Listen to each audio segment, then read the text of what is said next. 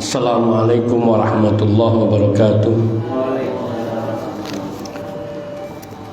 Innal hamdalillah nahmaduhu wa nasta'inuhu wa nastaghfiruh wa na'udzu billahi min shururi anfusina wa sayyiati a'malina. Man yahdihillahu fala mudhillalah wa man yudlil fala hadiyalah.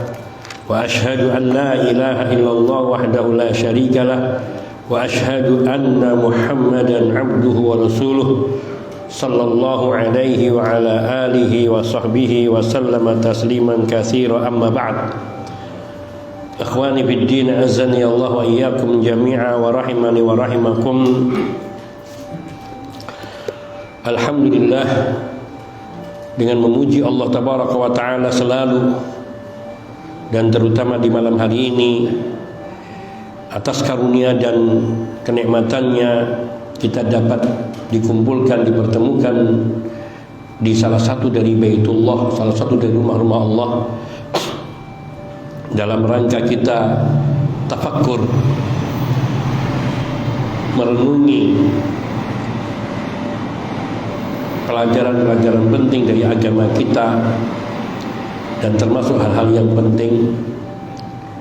Dan insya Allah kita akan bersama mengaji di malam hari ini untuk merenungi satu tema yang sangat penting sekali bagi kita, dan bahkan mudah-mudahan bisa menjadi bekal kita. Saya sangat suka sekali membawakan judul ini di beberapa pengajian, karena saya ingin memahami lebih, karena ingin menghayati lebih dari tema ini, karena begitu mengagumkannya. Dan kajian ini sebenarnya tidak cukup dengan satu kali pertemuan, karena begitu bagusnya yang disampaikan oleh Al-Mu'allif hafizahullah, bagaimana beliau menyampaikan materi-materi ini dengan rujukan dari para salafus saleh, yaitu tema jalan menuju khusyuk, atau bahasa kitanya belajar untuk menjadi khusyuk. Ini kajian-kajian hati, termasuk amalan-amalan hati. Dan amalan hati ini memiliki keutamaan yang banyak sekali dan sangat penting sekali, dan sangat berpengaruh terhadap amal-amal jasmani kita, amal lahiriah kita. Amalan-amalan qalbi, amalan-amalan batin itu sangat penting. Itu ada pembahasan di awal kitab ini. Tapi saya ingin memfokuskan pada masalah khusyuk. Ada banyak sekali jalan untuk menuju khusyuk, sampai lebih dari berapa, dan nanti ada lebih dari 7 materi. Tapi kita akan kupas satu persatu, dan sebagiannya sebenarnya telah mencakup dari pembahasan-pembahasan kita terdahulu ketika berbicara tentang iman, karena iman juga termasuk amalan hati. Namun secara spesifik ini kita mungkin hanya beberapa poin di dalam pembahasan ini. Yang pertama, artinya beberapa sarana dan media-media yang bisa kita lakukan untuk menghantarkan kita kepada khusyuk, atau jalan menuju khusyuk tadi. Yang pertama, menghadirkan pandangan Allah kepada kita. Ini luar biasa. Kita tahu, kita yakin bahwa Allah itu melihat kita, tapi menghadirkan dalam hati kita bahwa Allah melihat kita, itu yang sulit. Itu yang mungkin perlu latihan dan perlu terus kita melakukan itu. Karena ketika ini kita dapatkan, ketika kita mampu menghadirkan Allah di dalam diri kita, dalam hati kita, bahwa Allah melihat saya, dan ada khasyah, rasa takut kita kepada Allah, tentu kita akan sedikit sekali berbuat maksiat. Karena kita merasa selalu diawasi oleh Allah Subhanahu wa taala. Oleh karena itu dikatakan al-muallif hafizahullah wa rahimahullah wa barakallahu fih, di dalam semua gerakan kita, diam kita, dalam sholat kita, dalam kita membaca qiraah, membaca Al-Quran, dalam qiyam kita ketika kita berdiri dan ketika kita duduk, ini semua membutuhkan prinsip yang pertama tadi, merasa dilihat, bukan merasa, yakin dan merasa di sini bukan merasa dalam pengertian betul-betul merasakan bahwa kita sedang dilihat oleh Allah Azza wa Jalla. Kita seperti saya katakan tadi, kita tahu bahwa kita dilihat oleh Allah dan Allah melihat kita terus, tapi menghadirkan rasa kita dilihat oleh Allah di dalam semua keadaan ini, itu yang kita belum miliki. Kalau ini sudah kita miliki, maka kita akan bisa merasakan nikmatnya beribadah kepada Allah Azza wa Jalla. Kita akan merasakan dekatnya kepada Allah Azza wa Jalla. Maka yang namanya khusyuk, yaitu ketundukan hati dan kehinaan hati di hadapan Allah, itu bukan hanya di dalam sholat, akan tetapi khusyuk adalah suatu ibadah qalbiyah, ibadah yang dilakukan oleh hati. Namun ibadah hati ini akan sangat tampak dampak dan pengaruhnya, efeknya di dalam ibadah jasmaniyah kita. Yang kita katakan tadi, fi kulli ahwalil abdi, di semua keadaan dan semua kondisi kita sebagai hamba Allah. Dan sesungguhnya khusyuk itu akan terpisah, meninggalkan hati kita, hilang dari hati kita ketika terjadi kelalaian, kelengahan dari sisi kita, yaitu ketika kita tidak dapat atau tidak dapat merasakan pandangan Allah, penglihatan Allah, pengawasan Allah kepada kita. Ketika kita tidak merasa diawasi oleh Allah, ketika kita kehilangan tadi rasa diawasi, dilihat oleh Allah, maka khusyuk itu akan hilang dari hati kita. Apa makna khusyuk tadi? Ketundukan kita, sehingga kita kadang bersikap yang dimurkai oleh Allah atau yang tidak disukai oleh Allah Azza wa Jalla.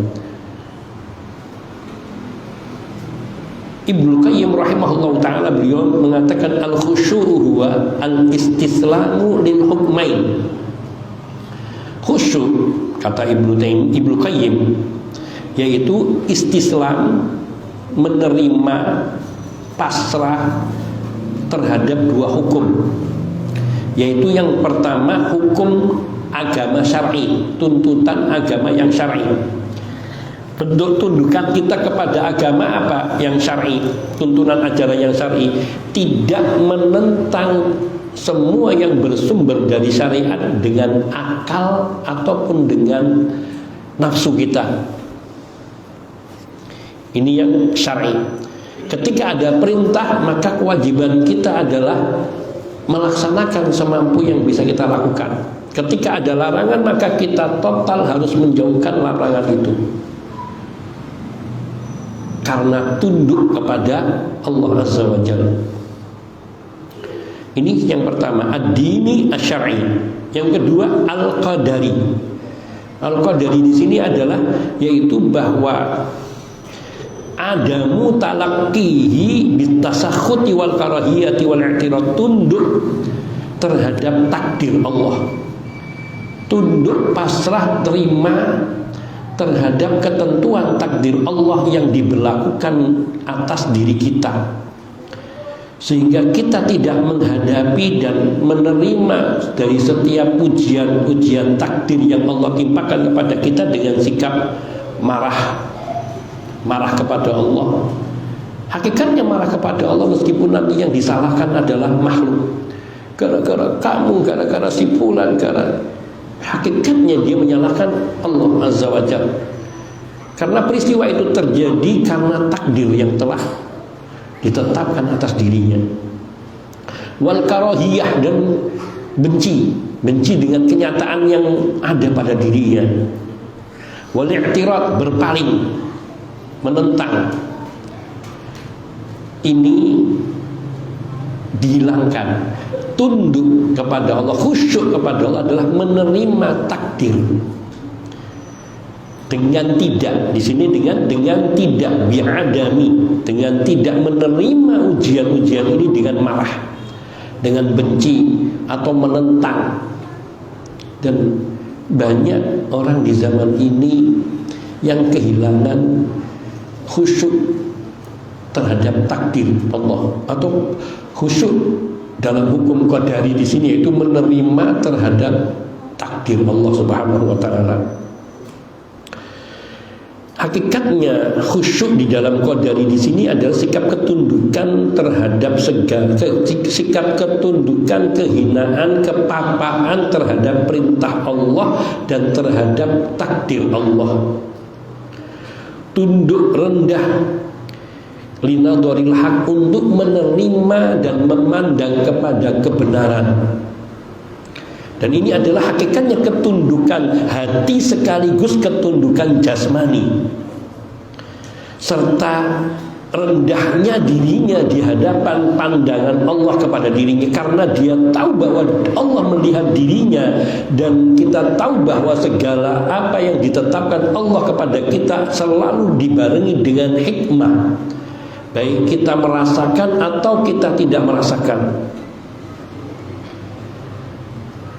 Dan kita yakin merasa tunduk bahwa Allah melihat kita sedetail-detailnya, yang apa saja yang ada dalam hati kita dan apa saja yang kita lahirkan dalam bentuk perbuatan kita. Allah tahu, seolah-olah hanya kita yang dilihat oleh Allah. Itu seperti itu melihatnya Allah kepada semua hamba. Betapa banyaknya jumlah hamba Allah di alam semesta ini. Tidak hanya manusia, ada jin, ada malaikat, dan ada binatang. Dan semua dalam pengawasan Allah, seperti Allah memandang hanya kepada satu orang tanpa berhenti sepanjang hidupnya. Dan Allah memandang semua makhluknya dari sebelum Allah menciptakan, dari awal penciptaan Allah terhadap langit dan bumi sampai nanti hari kiamat.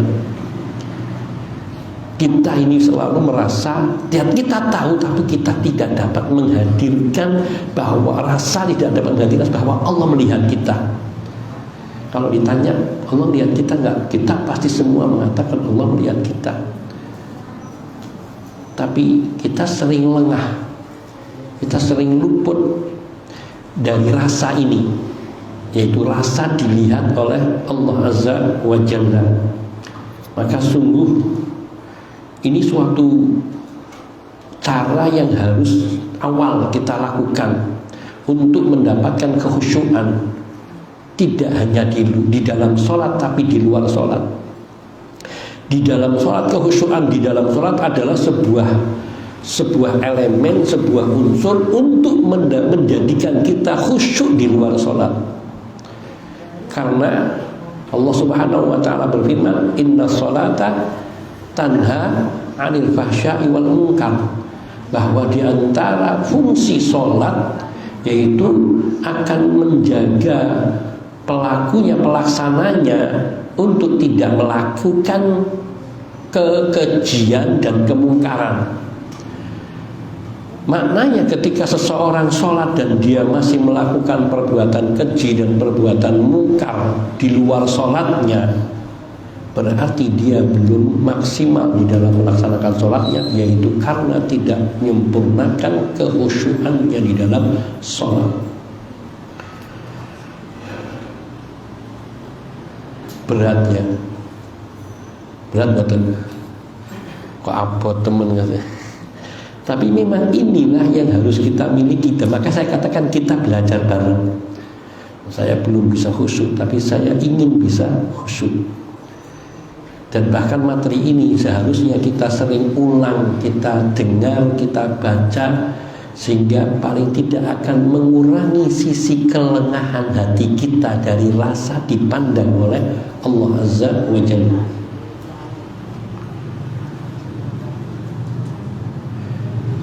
Dan idkhauful abdil hasil min hada yujibu lahu khusyu'al qalbi, rasa takut hamba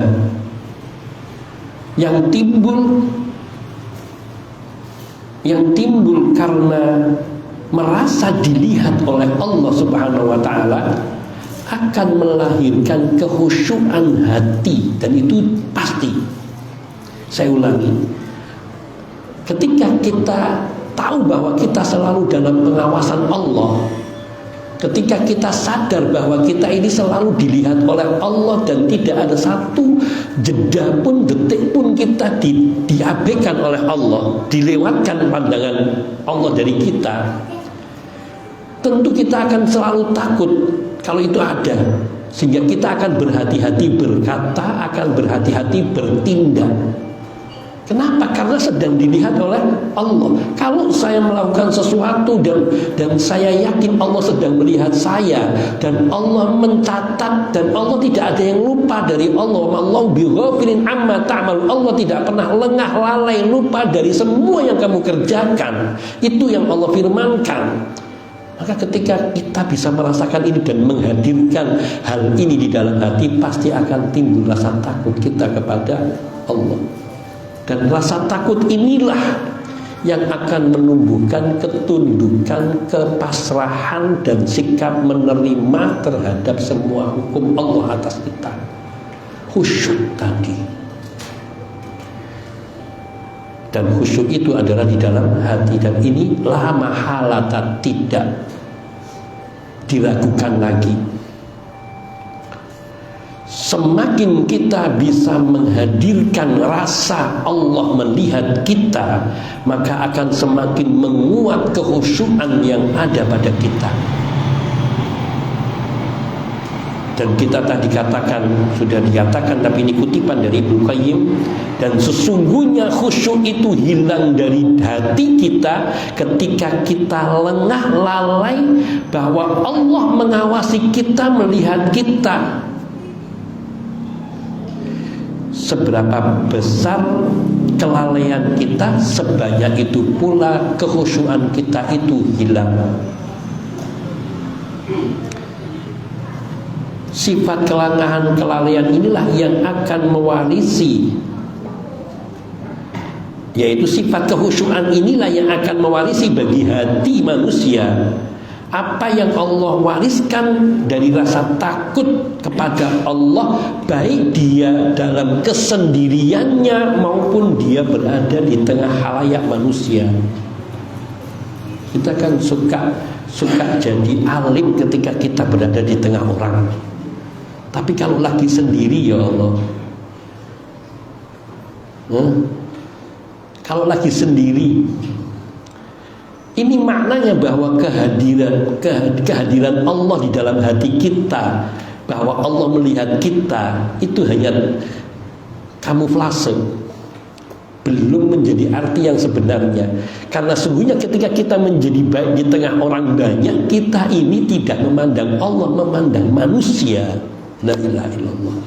Betapa dosanya kita hakikatnya. Tapi itulah kenyataan yang ada pada kita, kebanyakan kita. Dan mudah-mudahan Allah mengampuni selalu dosa-dosa kita. Dan itu terbukti ketika kita sendiri, kita lengah, lalai.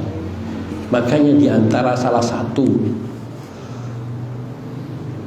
golongan orang yang akan dinaungi oleh Allah pada hari tidak ada naungan kecuali naungan dari Allah, rajulun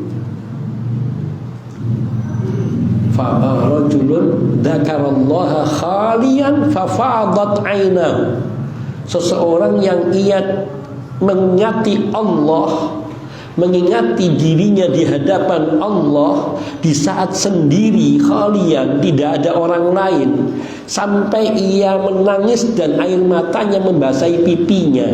Di sini dikatakan saat dia sendiri dengan Allah, karena disitulah ketulusan dan keikhlasan tangisnya karena takut kepada Allah yang sebenarnya dan bukan pura-pura. Ya Rabb, maka Orang yang sudah bisa melakukan ini melahirkan rasa tunduk dan takut kepada Allah, baik di salah sendiri maupun di kala ramai, baik di malam hari maupun di siang hari. Ia bisa khusyuk di setiap keadaan, maka akan tampak perilaku dari kekhusyuannya ini, akan tampak kekhusyuannya pada perilaku lahiriahnya, dan juga tanda-tanda kekhusyuan itu akan tampak pada wajahnya. Orang-orang salaf sampai mereka ada yang cekung matanya karena banyak menangis, ada yang tertunduk wajahnya masam terus, bukan karena tidak ini, karena yang ada dalam benaknya ketakutan yang terus menerus akan apa yang sudah dia lakukan.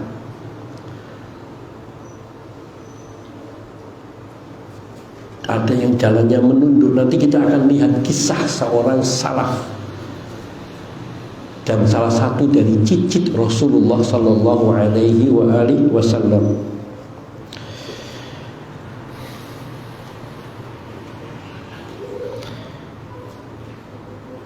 Diriwayatkan dari Abdullah, ini kisah-kisah ini diriwayatkan dari Abdullah bin Abi Sulaiman. Beliau berkata, Ali ibn Al-Husain Zainul Abidin, beliau adalah Ali bin Husain bin Ali bin Abi Thalib bin Abdul Muttalib. Ini anak cucu dari Ali, dan dari istrinya Fatimah, dan Fatimah adalah putri Nabi Sallallahu Alaihi Wasallam. Jadi ini anaknya Husain, namanya Ali. Zainul Abidin, dijuluki, digelari dengan Zainul Abidin, artinya orang yang paling bagus ibadahnya. Julukan ini muncul setelah beliau tidak ada. Kalau kita membaca sirah beliau, maka kita akan dapati banyak hal-hal yang menakjubkan tentang makna khusyuk dan makna ikhlas dan makna-makna lainnya, amalan-amalan hati lainnya. Salah satunya di sini diriwayatkan bahwa Ali bin Husain, ini yang cerita orang lain, yang cerita tadi yaitu Abdullah bin Abi Sulaiman. Apabila beliau berjalan, la tujawizu yaduhu fakhidaihi, tangannya tidak pernah mendahului dua pahanya. Gimana itu? Wala yaktiru ya biyadihi, dan tidak pernah tangannya itu maju ke depan atau ke belakang. Jadi tangannya anteng, jalan kakinya. Bisa nggak kita jalan gini tapi tangannya anteng, nggak gerak? Kalau kita kan jalan kan ini jalannya anteng gini, kedua tangannya anteng seperti ini, dan jalan kaki. Apabila beliau sholat, maka beliau seperti orang ketakutan. Akhodathu re'dah. Ditanyakan, kila lahu malak, ada apa? Kenapa kamu seperti itu? Apa jawaban beliau? Lihat jawaban dari seorang yang khusyuk, yang abid. Ma tadrun baina yaday man akum. Apakah kalian tidak tahu kalau aku ini berdiri di hadapan siapa ketika aku sholat? Ya Rabb. Ini kalimat ini tidak hanya untuk kita dengar, tapi perlu kita resapi, kita hayati. Ma tadruna baina yaday man akum. Tahukah kalian? Apa kalian tidak tahu saya sholat itu berdiri di hadapan siapa?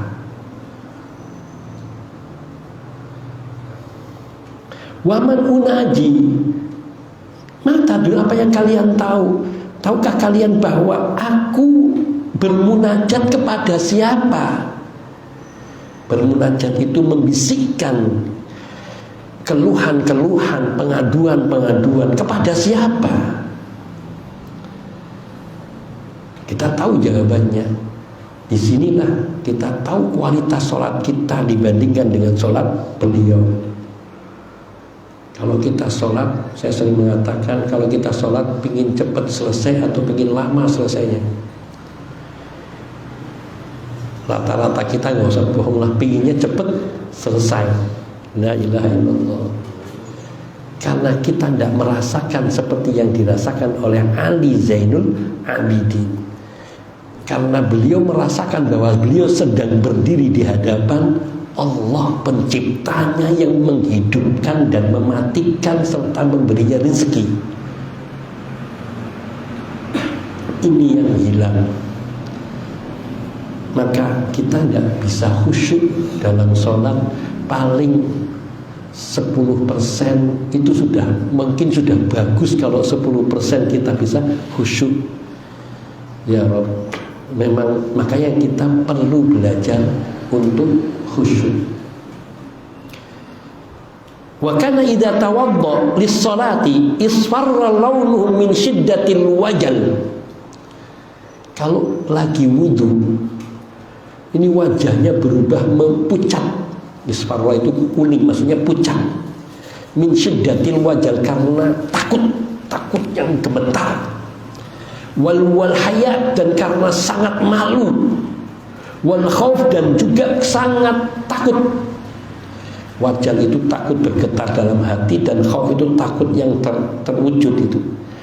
Wastisya'an azamatillah, dan karena ia dapat merasakan akan keagungan Allah, ia mempersiapkan diri mensucikan dirinya dalam artian betul-betul untuk membersihkan diri agar ia suci menghadap Allah. Di situ dia merasakan rasa malu seperti seseorang yang kadang dia mandi untuk bertemu dengan penguasa. Mandinya dibersihkan, diulangi lagi sampai sabunnya habis, samponya, semuanya, kondisionernya, sikat gigi sampai diulang seperempat jam. Merasa dia akan berhadapan dengan orang yang besar. Ini beliau merasa akan berhadapan dengan Rabbul Izzah wal Jalal. Fayuqdimu ala salatin yunaji fiha rabbahu wastisyari azamatillah wal nadhar ilaihi, dan merasa dilihat oleh Allah. Fayuqdimu ala salatin, sehingga dia benar-benar memberanikan diri untuk melakukan salat, yunaji fiha rabbah, untuk mengadukan di dalam salatnya apa saja yang dalam benaknya kepada, apa yang dalam hatinya kepada Allah Subhanahu wa taala. Fayadhalu dzalika sufratan fi wajhi, maka tampak kuning, kepucatan pada wajahnya. Kan takut orang mau menyampaikan sesuatu kepada raja. Ini rajanya raja yang karismatik, yang berwibawa, yang berkuasa dan dihormati, dicintai rakyatnya. Maka ketika dia mau menyampaikan akan hati-hati. Apalagi ini Allah Azza wa Jalla yang akan dihadapinya. Nah, kita yang tidak pernah merasa seperti ini, kalau mau sholat aja, wudhu aja kadang kita tergesa-gesa. Kadang sikunya belum kena air sudah lewat saja. Kadang kakinya, tumitnya tidak kena air, kasar siram saja. Ya Allah, mudah-mudahan Allah mengampuni kita semua. Hal yang serupa, yang hampir serupa, dikisahkan pula oleh Abdurrahman bin Hafiz Al-Qurashi. Dikisahkan hal ini oleh yang lainnya oleh Abdurrahman bin Hafiz Al-Qurashi untuk menegaskan bahwa apa yang diriwayatkan oleh Abdullah bin Abi Sulaiman juga didengar atau dilihat oleh Abdurrahman bin Hafiz Al-Qurashi. Beliau berkata, adalah Ali bin Husain apabila beliau berwudu isfarra, maka pucat. Fayakullahu ahluh, lalu sampai istrinya tanya, keluarganya tanya, mahadalladhi ya'taduka, ini apa yang suka seperti ini padamu? Ini kebiasaan apa yang ada padamu, kok setiap kali mau wudu pucat? Fayakul, beliau mengatakan apa? Tadruna baina yaday man uridu an aku. tahukah kamu saya ini akan berdiri dan ingin berdiri di hadapan siapa?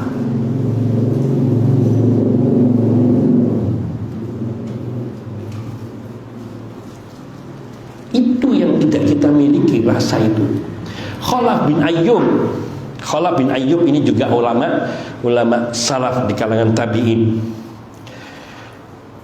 Beliau kalau lagi sholat ada lalat nempel di hidungnya, itu dibiarin saja. Nempel di wajahnya, apa di dahinya, apa di hidungnya atau di pipinya, anteng diam. Dan kalau kita kan itu yang pasti kita lakukan seringnya. Tapi Khalaf bin Ayyub tidak. Beliau diam, anteng, dibiarkan itu lalat hinggap di wajahnya. Sampai ada yang nanyakan, qilalahu, ditanyakan, kaifa tasbir ala dzalik? Gimana sih kok kamu bisa sabar tidak mengusir lalat itu? Beliau katakan apa? Balagoni, telah sampai berita kepadaku, annal fusaqa yasbiruna tahta aswatis sultan liyuqala fulan sabur wa yaftakhiruna bidzalika.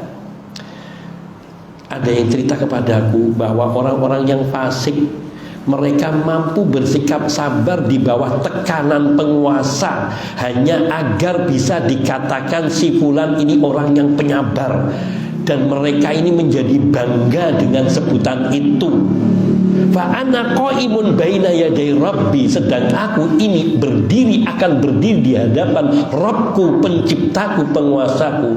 Afa ataharraku lihudubab, pantaskah aku bergerak hanya karena ingin ngusir lalat?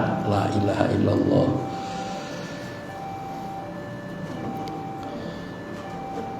Gimana kita bisa mendapatkan surga mereka kalau seandainya kita masuk surga?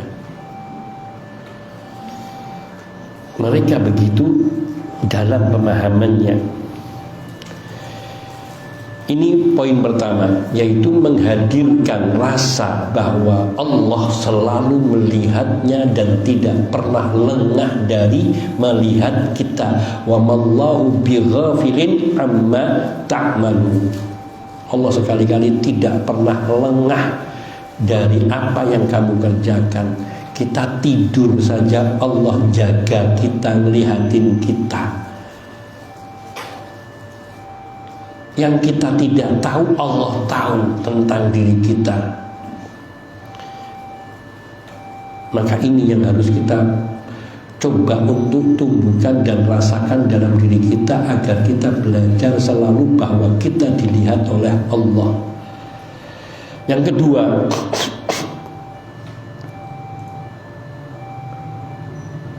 tarakkubu afatin nafsi wal amali bin naqdi,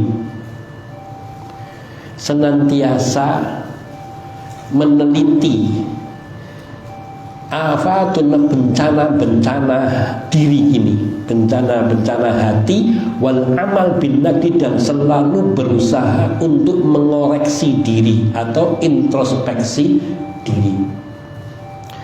Wa ru'yatu fadli kulli dhi fadlin, dan selalu melihat keutamaan pada orang yang utama dan bukan melihat keutamaan pada diri sendiri. Artinya apa? Farji ila nafsik, kembalikan kepada dirimu, lihatlah aibmu sendiri. Kita dianjurkan untuk melihat kepada kekurangan kita, dosa kita, kemaksiatan kita. Karena dengan seperti itu kita akan merasa hina, rendah di hadapan Allah Azza wa Jalla. Karena kita tahu bahwa Allah melihat kita, Allah mengetahui kita. Dan sungguh Allah lebih tahu tentang diri kita daripada kita. Dan kita tahu sadar bila kita duduk merenungi kekurangan-kekurangan kita, maka jari-jari tangan kita dan jari-jari kaki kita tidak mampu membilang betapa banyaknya. Kalaulah seseorang meletakkan batu di sebuah kantong. Setiap kali dia berbuat dosa, dia taruh di kantong kirinya. Melakukan dosa, ambil lagi satu kerikil, ditaruhnya di batu. Mungkin dari mulai bangun tidur sampai dia mau tidur, sudah tidak akan nampung ini saku kirinya. Karena sungguhnya betapa banyak, apalagi zaman ini, ya Rob, fasilitas dosa lebih banyak dan lebih mudah diperoleh dibandingkan di zaman dulu, dan lebih murah.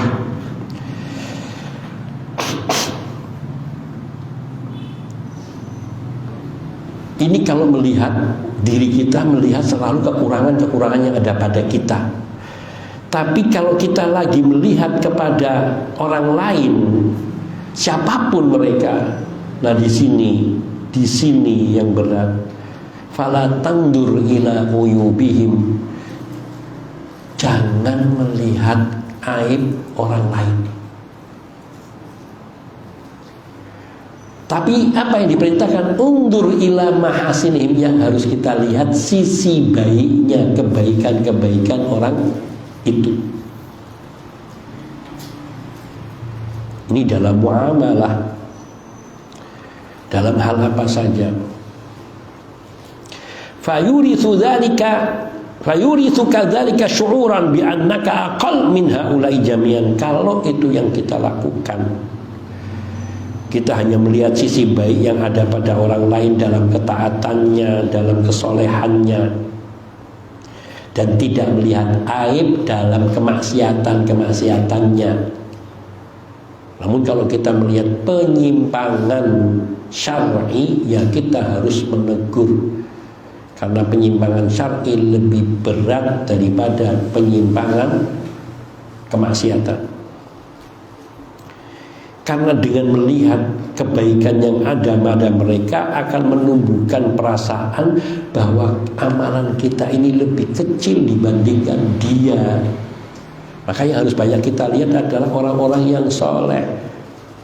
Ya Allah, dia kok bisa seperti itu? Ya Allah, ya Allah, saya ini apa? Maka kita membaca riwayat orang-orang soleh seperti Ali bin Husain Zainul Abidin, untuk kita melihat diri kita betapa kita ini sesungguhnya sangat lalai dan sangat sedikit ketaatan kita kepada Allah. Kalau kita melihat kepada bin Ayyub tadi, yaitu Khalaf bin Ayyub tadi, bagaimana beliau sampai bisa merasakan hal serupa itu, bahwa saya ini akan berdiri di hadapan siapa sehingga kok berani-beraninya saya mau bergerak, mau menggerakkan tangan untuk hanya mengusir lalat yang menempel di hadapan. Maknanya kalau saya merasa sadar bahwa saya sedang berhadapan dengan Allah, bagaimana mungkin saya saat itu bisa sampai rela menggerakkan wajah saya, kepala saya atau tangan saya untuk mengusir lalat, hanya sekedar untuk itu, padahal kita berada di hadapan Allah Tabaraka wa Ta'ala. Mengingati keutamaan orang-orang yang seperti ini akan menjadi cermin bagi kita. Ya Allah, ya nek koyo ngono aku iki elek banget, masih sedikit kebaikan-kebaikan yang saya miliki, sehingga apa, kita akan lebih sibuk untuk memperbaiki diri kita daripada mengurusi aib orang lain. Nabi Shallallahu Alaihi Wasallam mengatakan, tuba liman syaghalahu aibuhu an uyubin nas.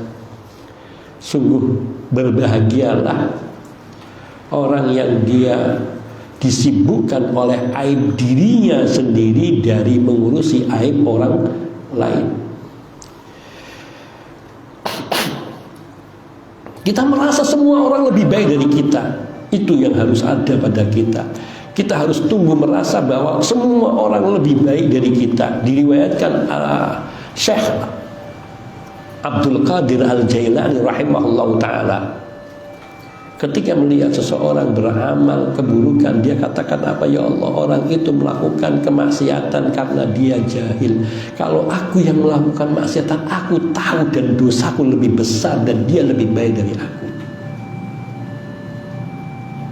kalau melihat ada orang kafir, duhai dia melakukan kekufuran, tapi siapa tahu di akhir hayatnya dia diberi hidayah oleh Allah dan taubat, sedang aku tidak tahu bagaimana dengan akhir hayatku, apakah aku dimatikan dalam iman dan Islam, dalam husnul khotimah, atau sebaliknya.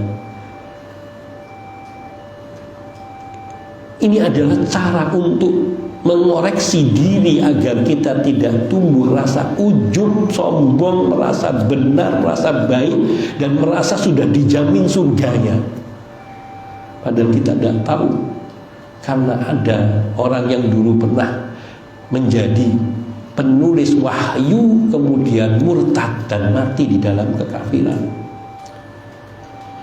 Juga ada Musailamatul Kadzdzab, dan ada Abdullah bin Ubay bin Salul, tokoh munafik yang dia tampaknya baik karena dia bersama Rasul Sallallahu Alaihi Wasallam, sholat di belakang Rasul meskipun tidak selalu, bahkan beberapa kali pernah jihad bersama Rasul meskipun mungkin perannya berjihad betul. Tapi bagaimana Allah mematikannya? Karena dia sombong dari menerima kebenaran. Dengan seperti itu kita merasa bahwa diri kita itu butuh ampunan Allah. Kita akan sibuk dengan dosa-dosa kita, dan kita membutuhkan maaf Allah Subhanahu wa ta'ala, sehingga kita akan lebih bersemangat untuk mendekatkan diri kita kepada Allah dan memperbaiki hati kita agar bisa khusyuk di dalam semua sisi kehidupan kita. 2 poin. Yang pertama, merasakan Allah melihat kita, mandang kita. Yang kedua, tarakub, selalu meneliti bencana-bencana yang ada di dalam diri kita, musibah-musibah yang ada di dalam diri kita, dan selalu mengoreksi diri, introspeksi diri, dan selalu melihat orang lain lebih baik dari diri kita. Yang ketiga,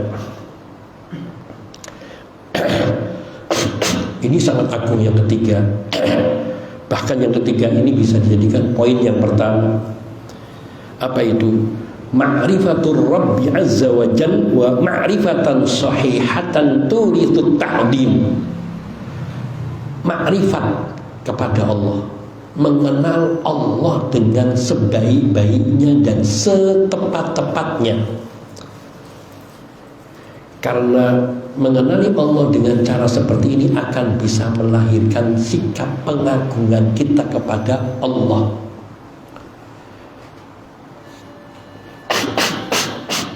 Semakin seseorang hamba itu mengenal Allah, maka akan semakin tumbuh rasa takutnya dan akan semakin besar pengagungannya kepada Allah Azza wa Jalla. Oleh karena itu Allah Tabaraka wa Ta'ala berfirman di dalam surat Fatir ayat 28, innama yakhshallaha min ibadihi al-ulama'u. Sesungguhnya yang takut kepada Allah dari hamba-hambanya hanyalah orang-orang yang mengenal Allah, orang yang berilmu. Dan orang yang berilmu itu harus diawali dia kenal Allah dengan baik. Orang yang berilmu sehebat apapun, kalau dia tidak mengenali Allah dengan baik, dengan benar, maka dia belum bisa dikatakan berilmu. Maka ketika seorang hamba itu kenal Allah,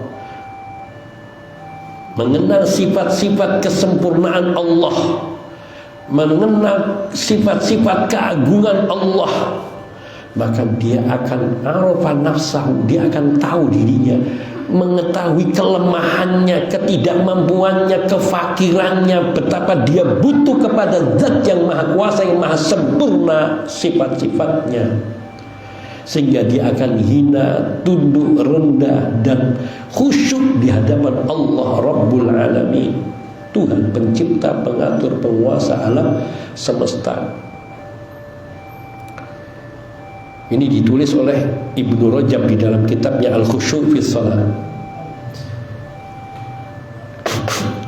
Allahu Akbar. Ketika seseorang itu ia bisa mengenali Allah dengan baik, maka pasti dia akan tumbuh rasa cinta. Ibnu Qayyim rahimahullah ta'ala beliau mengatakan, al-faqru faqrani. Fakir itu ada dua macam. Yang pertama fakrun idtirari. Ini kefakiran yang sudah tidak bisa ditolak. Kefakiran yang tidak bisa ditolak, dan ini umum. Dan ini berlaku fakir seperti ini pada diri orang yang baik maupun orang yang pendosa, sama pada orang-orang yang memang fakir.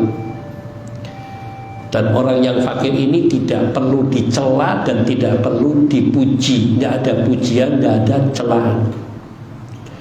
Dan juga orang yang fakir sebagai takdir, sudah ditakdirkan fakir, maka dia di sisi ini tidak dijanjikan pahala dan tidak dijanjikan sanksi. Akan tapi dia berkedudukan bimanzilati kaunil makhlukon masnu'an. Dia adalah hanya sebagai hamba yang diciptakan oleh Allah dengan kondisi fakir seperti itu. Dan memang semua orang fakir.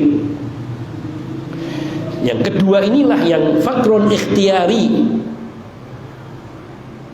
Fakrun ikhtiyari itu yaitu kefakiran yang ini terjadi karena dirinya sendiri, karena dari dirinya sendiri, akibat huwa natijatu ilmaini syarifain, yaitu fakrun ikhtiyari yang timbul karena pilihannya sebagai buah dari dua ilmu yang mulia. Ini fakir. Fakir kepada siapa? Fakir kepada Allah Azza wa Jalla. Yang pertama yaitu dua ilmu yang mulia ini apa? Yang bisa diperoleh oleh orang yang fakir karena pilihannya. Ma'rifatul abdi bi rabbih. Ketika hamba itu dapat mengenali Allah, bermakrifat kepada Allah. Kenal siapa Allah? Allah yang maha pencipta, maha penyayang, maha pengasih, maha penyayang, maha penguasa, pemberi rezeki, yang maha besar, dan semua sifat-sifat Allah yang kita menghafal dari asma'ullah yang disebutkan oleh Allah di dalam kitab sucinya, dan juga disebutkan sifat-sifat lain oleh Allah di dalam kitab sucinya dan juga di dalam sunnah Rasulnya sallallahu alaihi wasallam. Dan kita menerima, mengimaninya sebagaimana yang Allah beritakan kepada kita tanpa mentakwil ataupun mentakyif ataupun mentamsil ataupun ta'til, menolak, tanpa mentakwil atau tahrif, yaitu tidak mentakwil, tidak mengartikan kata-kata sifat Allah itu dengan makna lain. Seperti yang sering kita singgung tentang yadullah fawqa aydihim. Kemudian ada sebagian orang tanpa dalil dia mengatakan yadullah ini bukan tangan Allah tapi kekuasaan Allah.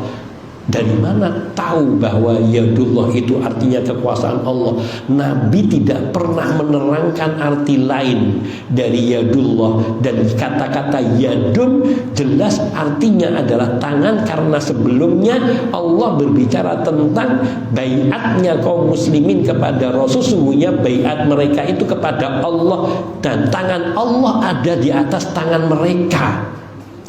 Maknanya Allah menyaksikan dan membaiat mereka dengan tangan Allah, dengan cara Allah. Yadullah fawqa aydihim, tangan Allah ada di atas tangan mereka, dengan tidak mentakwil kata tangan kepada tangan lainnya, dan tidak pula mentamsil, menyerupakan tangan Allah dengan tangan makhluknya mana saja, dan tidak dengan takyif, yaitu menghayalkan seperti apa tangan Allah, dan tidak pula ta'til, yaitu menolak. Kalau diumpamakan ya berarti nanti kalau tangan itu kan ya tangan seperti tangan ini, berarti nanti Allah seperti manusia. Ini namanya tashbih, tamtsil, menyerupakan Allah dengan makhluknya. Kalau gitu nggak usah, berarti Allah nggak tangan, nggak punya tangan. Lalu yadullah ya berarti artinya tangan Allah di sini bukan tangan Allah, kuasa Allah. Ini logika akal. yang para salaf, para sahabat, para tabi'in dan para imam tidak pernah mengartikan yadullah kepada arti-arti serupa ini. Maka dikatakan oleh para salaf, kif haitsu waqafu, berhentilah kamu pada apa yang pendahulu kamu kalangan para sahabat dan tabi'in mereka berhenti. Artinya cukup apa yang mereka pahami ikuti dan jangan berbicara melebihi dari apa yang sudah mereka tetapkan. Ini ma'rifatul abdi bi rabbi, yaitu pengenalan seorang hamba terhadap Rabbnya meliputi sifat-sifat Allah. Yang kedua, ma'rifatu bi nafsihi, yaitu ketika seorang tahu siapa dirinya, dia kenal dirinya. Maknanya kenal dirinya, kamu itu siapa di hadapan Allah. Kamu hanya makhluk yang diciptakan dari setetes air mani yang hina, yang tidaklah kamu menjadi seperti sekarang kecuali karena rahmat dan karunia Allah kepadamu. Dan kamu bisa apa di hadapan Allah ketika Allah mendatangkan bencana kepadamu? Mampukah kau menghindarkannya? Ketika Allah mentakdirkanmu dengan satu takdir yang tidak kamu sukai, mampukah kamu menolaknya? Sehingga kamu harus merasa sombong di hadapan Allah. Na'udzubillah. Ketika dua prinsip ilmu ini pada dirinya, kenal Allah dengan kemahakuasaan dan kesempurnaan semua sifatnya. Yang kedua, dia mengenali dirinya sebagai makhluk yang dhaif, yang lemah, yang serba butuh. Disinilah makna fakrun ikhtiyari. Dia fakir di hadapan Allah, dan itu disadari dengan dua ilmu yang mulia tadi. Disitulah tanda kebahagiaan dan keberuntungannya ketika orang memiliki dua ilmu ini, mengenali Allah dan mengenali siapa dirinya. Karena semakin mengenal Allah akan semakin mengagungkan Allah Azza wa Jalla. Maka mengenali Allah dengan sifat kekayaan yang ada pada Allah secara mutlak, maka kita akan tahu betapa diri kita sangat fakir, dan fakir selalu butuh Allah. Makna fakir itu selalu butuh, dan fakir kita hanya kepada Allah. Rabbi lima anzalta ilayya min khairin fakir. Wahai Rabbku, semua kebaikan yang kau turunkan kepadaku, sungguh aku sangat membutuhkan, sangat menginginkan. Itulah fakir di hadapan Allah Azza wa Jalla. Maka siapa yang mengenali Allah, bahwa Allah Maha Kuasa yang sempurna kekuasaannya, tidak ada satu kekurangan pun, maka dia akan tahu betapa dirinya maha lemah dan selemah-lemahnya yang tidak memiliki kekuatan apapun di hadapan Allah Azza wa Jalla. Barang siapa yang mengetahui, mengenali Allah sebagai zat yang maha perkasa, maha mulia secara sempurna, maka dia akan tahu betapa hinanya dirinya di hadapan Allah yang maha mulia, yang sempurna kemuliaannya. Apabila seseorang hamba bisa memperoleh makom ini, kalau kita bisa sampai kepada hal ini, mengenal Allah dan menghadirkan hal itu di dalam hati kita dengan sedekat-dekatnya, selalu ingat akan siapa Allah Subhanahu wa Ta'ala dengan semua sifat-sifatnya, niscaya dengan derajat itu dia, dengan tingkatan ini dia akan bisa tunduk kepada Allah. Khusyuk hatinya dan jasmaninya ikut khusyuk, baik di dalam sholat maupun di luar sholatnya. Ketika seseorang berada di dalam sholatnya dan ia mampu memiliki keadaan paling khusyuk, maka dia akan bisa merasakan yang dirasakan oleh Rasulullah SAW. Ju'ilat qurratu ainihi fis shalah. Allah akan buat kebahagiaannya terletak di dalam sholat. Ustadz Abdullah Taslim pernah membuat tulisan makalah, saya dikasih makalahnya. Saat-saat terindah di dalam hidup. Judulnya saat-saat terindah di dalam hidup. Kapan saat terindah kita di dalam hidup ini? Kalau kita tidak membaca isi materinya, kita akan bercerita masing-masing, satu orang dengan orang lain akan bercerita tentang kapan saat terindah kita, ketika pertama kali menikah, atau ketika ini dan itu, dan banyak macamnya. Tapi ketika kita baca makalah itu persis isinya di sini. Detik atau saat-saat terindah manusia di dalam hidupnya saat dia mengingati Allah Azza wa Jalla dengan semua sifat-sifatnya. Saat-saat terindah seseorang di dalam hidupnya ketika dia berada di hadapan Allah Azza wa Jalla dengan merasa diawasi oleh Allah Azza wa Jalla, didengar ucapannya, keluhannya, pengaduannya. Siapakah yang lebih mendengar ucapan kita dari selain Allah? Itu kita tahu pasti, tapi kita lupa selalu tentang hal ini di dalam hidup kita. Sehingga mengapa seseorang sampai harus datang ke kuburan, harus datang ke pohon, ke batu, dan minta bantuan dari benda-benda yang syirik?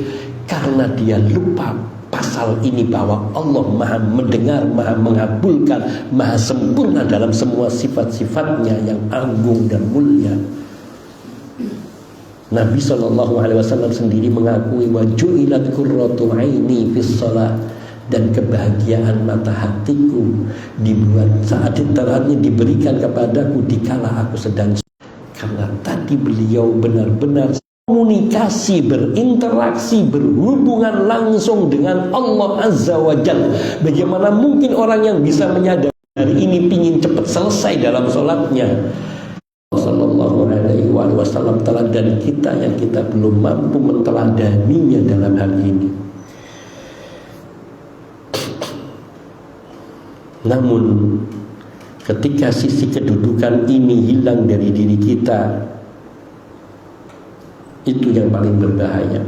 Namun bila tadi ma'rifatullah itu bisa talabbas, yaitu menyatu di dalam hati kita, dan kita bisa menjadi hina di hadapan Allah Azza wa Jalla, maka sungguh kerinduan ingin berjumpa dengan Allah itu akan terus menggebu, sehingga membuatnya selalu ingat kepada Allah dalam semua keadaannya.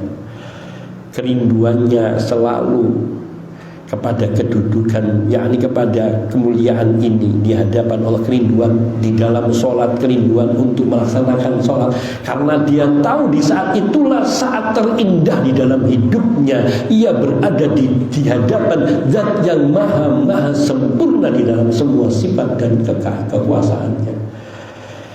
Ini saja yang dulu akan saya sampaikan, 3 poin. Apa yang pertama? Merasa dilihat oleh Allah Azza wa Jalla. Yang kedua, introspeksi diri, bahasa tegasnya introspeksi diri dan memandang orang lain lebih baik dari kita. Yang ketiga, ma'rifatullah, mengenal Allah dengan sebenar-benarnya dan sebaik-baiknya. 3 ini saja yang dulu yang kita tanamkan, coba kita pelajari bersama, kita renungi bersama. Semoga harapannya kita bisa khusyuk kepada Allah, hati kita tunduk kepada Allah dalam sholat kita maupun di luar sholat kita, sehingga kita berharap menjadi orang-orang yang diampuni dosa-dosanya oleh Allah dan diterima di sisinya, di surganya. Hadam ini barangkali ada pertanyaan. Wassallallahu wasallam ala nabiyina Muhammadin wa alihi wa sahbihi ajma'in. Walhamdulillahirabbil alamin. Monggo. Kalau tidak ada pertanyaan maka saya tutup.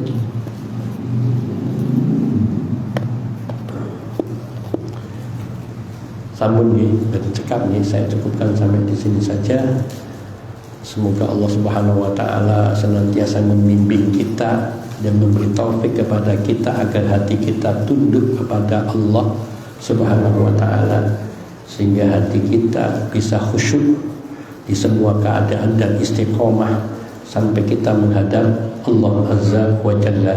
Hadza wa la'afu minkum wa sallallahu wa sallam ala nabiyyina Muhammadin wa alihi wa sahbihi ajma'in. Kullu ma kana sahihan fa min Allah wa kullu ma kana khata'an fa min indi nafsi fa astaghfirullah wa atubu ilaih. Hadza subhanakallahumma bihamdika asyhadu an la ilaha illa anta astaghfiruka wa atubu ilaik. Assalamualaikum warahmatullahi wabarakatuh.